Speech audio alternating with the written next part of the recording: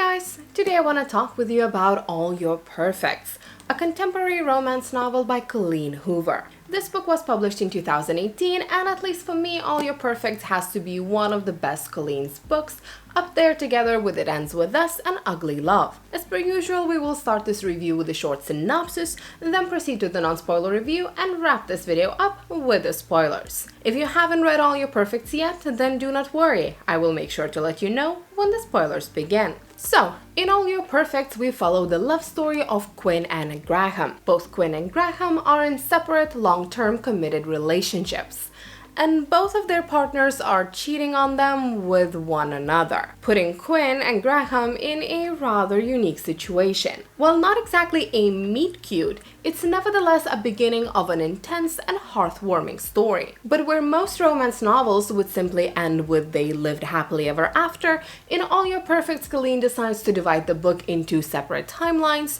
showing us the beautiful beginning of Quinn's and Graham's life together, but also taking us years down the road where we learn that loving one another is not always enough to save a marriage from falling apart. If you happen to see some of my videos before, it is highly likely that you have heard me mention over and over again the fact that Colleen Hoover brought me back to the place where I thoroughly enjoy reading romance novels. I read It Ends With Us a couple of years back, and since then I have been on a mission to read all of the books written by her, which is admittedly a very effortless task since Colleen's books are incredibly easy to read and could all be simply consumed in less than a month. But in order to not get tired of the intense drama that usually comes with her stories, I decided to pace myself. And that's the reason why All Your Perfects have sat on my bookshelf unread for over a year. Now, however, after I have finally read it, I have to say that if I had known when I bought it that I would enjoy the story of Quinn and Graham as much as I did, I would definitely not have had the patience to wait. I would have devoured it the same day I bought it. All Your Perfects is a book you want to read. It is filled with realistic relationship problems that are incredibly relatable and down to earth, while at the same time it provides a romance overdose. On one hand, this novel is very simple. The story just flows. There are no prolonged mysteries or cliffhangers. It's just snippets of ordinary life of ordinary people. On the other hand, the topics explored in the novel are anything but simple. The more you read it, the more you want to root for the characters. You understand them, you love them, yet you also can't help but want to just grab them and shake them and shout at them for being idiots. All Your Perfects is so easy to read, yet at the same very time is so difficult to read. This novel forces you to think, it forces you to feel and look inside yourself and wonder how you would behave in the situations our main characters end up being in. This is a book you cannot put down. I can in all fairness say that All Your Perfects broke my heart. It made me want to shut everyone out, sit down by myself, and ugly cry. Now I know that different people have different things and kinks and character types that they appreciate in romance novels. Some like slow burn stories filled with angst and sexual tension. Others might enjoy danger, the romantic heroes that are only romantic in books but would be considered borderline psychopathic in real life. What I like most in my romance novels are assertive men. I love reading about those men who make a decision and stick to it. And Graham is the definition of this character archetype. Even though we only get the story from Quinn's POV, Graham is without a doubt the heart of this book. In addition to that, I have to say just how much I appreciate that Colleen divided this book into then and now. I have no doubt in my mind that the novel would not have carried even a third of the punch it did if we would have only had a chance to explore one of the two timelines. Simply because both of them are absolutely crucial. We need to meet Quinn and Graham when they are at their best. We need to fall in love with them and their relationship. We need it in order to be able to relate to them, to sympathize with them when they are at their worst. I loved how this novel portrayed so perfectly that all of us change in time. How all of us as individuals are being shaped by the world around us, and how the relationship is forced to change as well because the people who started it, those people who got married, are not always the same people who are actually living together in said marriage. They lived happily ever after is nothing but a myth, and dreams don't always come true. But that doesn't mean you can't be happy. That being said, it's time to move to the spoiler review so we could talk a little bit more about the actual story and the ending of the novel. If you haven't read All Your Perfects yet, then now it's a great time for you to click off this video.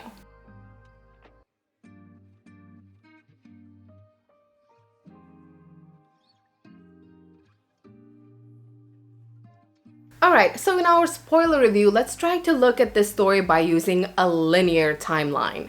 Let's look at the way Quinn and Graham met, the way they got together, the way they almost broke up, and the way the novel ended. I have already mentioned this in my non-spoiler review, but I just love the way Quinn and Graham met. It wasn't just original, but it also put me straight into a deeply dramatic situation.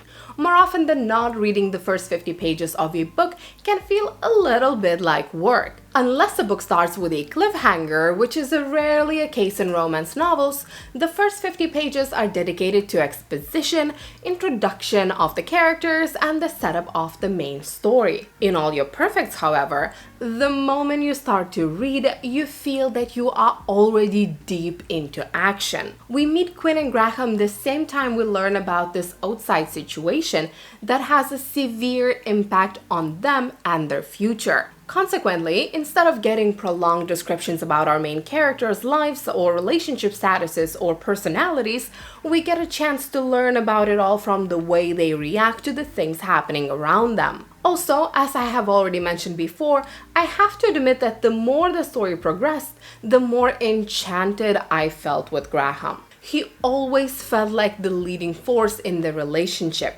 He made things happen. The only real push in the beginning of the story that was made by Quinn, that I can remember, is her following Graham into a bar after they parted ways for the first time. After that, it was all Graham. He left her his phone number with a not-so-subtle note making his interest in Quinn obvious. He made the first contact with her in the restaurant months after that. He broke up with the woman he was seeing on the same night Quinn popped back up into his life, and he took a chance in going to her place. He stayed the night once again, making it painfully clear that this is more than a one-night stand for him. He took her to meet his family and so on. He knew what he wanted and he actively pursued it without being pushy or obnoxious about it. Meanwhile, Quinn, in this first part of the book, the premarital problems part of the story, felt less like a self-standing character and more like a blank page where readers could insert themselves into. There is nothing regrettable that I could say about her personality, yet I also can't say anything really positive. Anything that would make her stand out, make her memorable. She was just there to soak up and enjoy all the attention given by Graham. That being said, the beginning of the book, the way they met, the story of how they ended up together, hooked me in badly. Since you have read the book yourself, you know all about the time jumps. And during the first half of the book, I feel like this initial relationship between Quinn and Graham made me want to continue to read the novel, while the post-marriage part of the book was a bit of a downer. I would feel genuinely happy when I would flip a page and realize that I'm about to get a chapter of Quinn and Graham who are happy, open with each other, and in love. And yet, the more I read, the less excited I got about the then chapters. As the story progressed, the more we learned about Quinn's infertility, Graham's cheating, and their lack of communication, the more painful it became for me to read these happy chapters. I read about these two people who are head over heels for each other, and all I could think about is all the suffering they're about to endure. I feel like I will not say anything groundbreaking by pointing out that most of the problems Quinn and Graham face could be solved or made easier simply by communicating with one another. Now, I know that open conversations would not solve the infertility or inability to adopt issues, but it sure as hell would have saved everyone a lot of heartache. The more we read, the more obvious it gets that both Quinn and Graham just prefer to assume rather than ask and answer to each other honestly. Quinn assumes that Graham is blaming her for not being able to conceive. She assumes that he could have much better life with another woman who would be able to give him children, and she even goes as far as constantly trying to convince herself to make a decision for both of them, in the form of planning to divorce him if she will not get pregnant. This way making sure that Graham will get everything he deserves out of life. While Graham assumes that Quinn is not in love with him anymore. Quinn turns her infertility into an obsession, while Graham, to an extent, simplifies his wife's depression and perceives her harmful coping mechanisms as a personal attack on himself. As soon as I started reading the Now chapters, I instantly felt so incredibly bad for Quinn. Not even knowing right away what causes her to feel the way she does,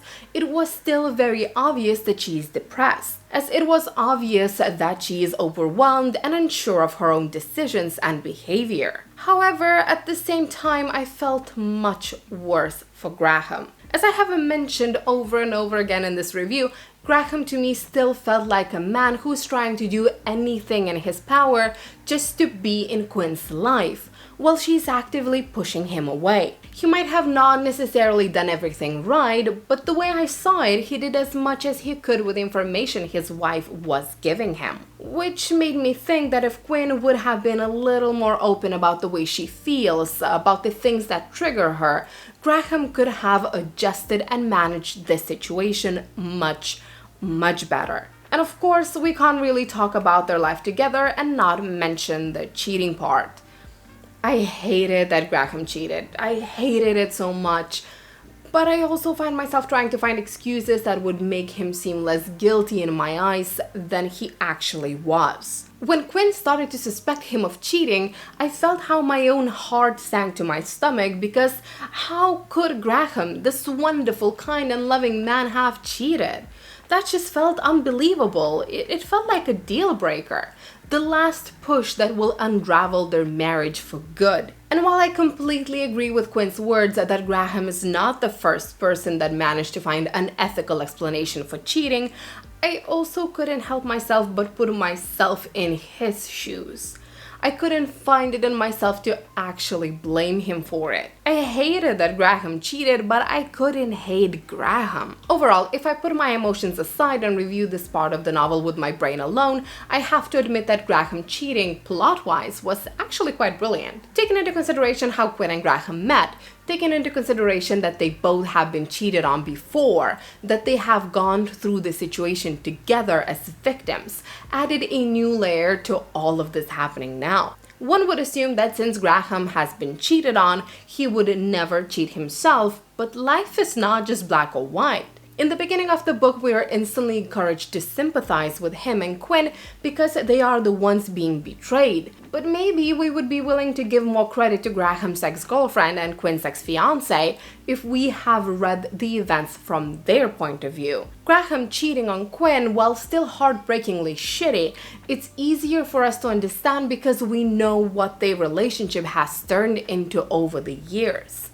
At the same time, we know that Graham didn't cheat on Quinn just for the sake of it, as that would be going against everything we know about his character, which also makes it easier for us to sympathize. And most importantly, this betrayal didn't happen just to induce more drama into the story. It worked as a breaking point for both of our main characters that forced them to actually stop pretending and admit that their marriage, as it is, simply isn't working anymore. One more thing that I would like to mention before we start wrapping up this review is the heart-wrenching scene in the novel where Quinn has a miscarriage. Now, this was something that took me by surprise. What surprised me even more is the reaction Quinn had to the news that she lost the baby. I did love the unexpected positivity of this disheartening situation. I love that she managed to look at this as a sign of hope. A sign that she was, after all, able to get pregnant, even if only for a little while. However, Colleen, being Colleen, had to end this newfound moment of hope by completely crushing Quinn and Nuss by letting us know about the unavoidable hysterectomy. Now, when it comes to the ending of the book, I did kinda love it.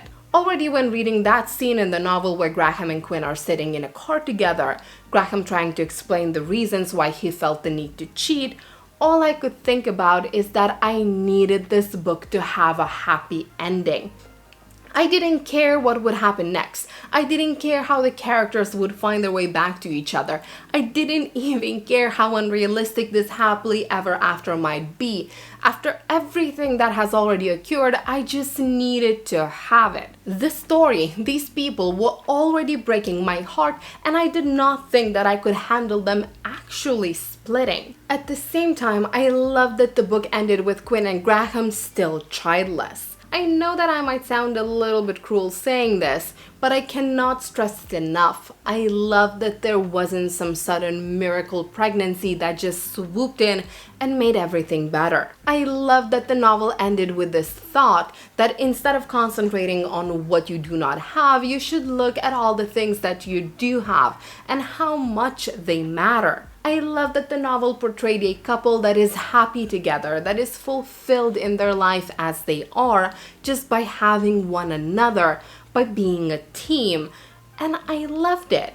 And yes, all those letters might have provided a cheesy, rushed, and rather oversimplified reconciliation in a very difficult situation. And while my brain does understand that, my heart was simply happy that both Quinn and Graham are willing to fight for each other again.